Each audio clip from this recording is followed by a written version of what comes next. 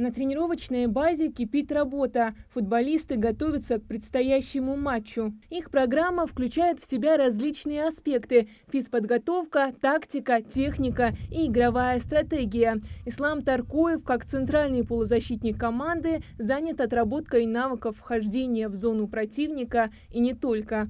Полузащитник, он следит за темпом игры, я считаю, и может его как ускорить, так и немного расслабить, чтобы команда могла выдохнуть, отдохнуть. Ну и также выходит с обороны в атаку, помогает команде. Ангушт работает над улучшением коллективной игры, коммуникации на поле и индивидуальных навыков каждого игрока. Сами футболисты также не упускают возможность лишний раз потренироваться.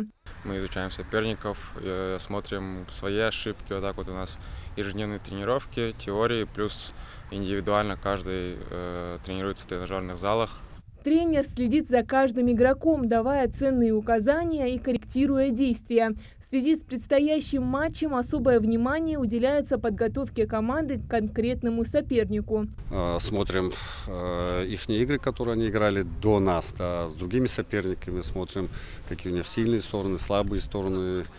Непосредственно смотрим, какие игроки там, антропометрические данные, насколько они высокие, выносливые, слабые стороны. Конечно, мы к этому готовимся очень серьезно. Несмотря на не самое удачное начало, команда настроена на улучшение своих позиций в чемпионате. Боевой настрой у спортсменов имеется. Тренер уверен, что присутствие болельщиков станет хорошей поддержкой для игроков. Поддержка нужна, болельщики, просьба прийти, поддержать наших ребят в этой сложной игре.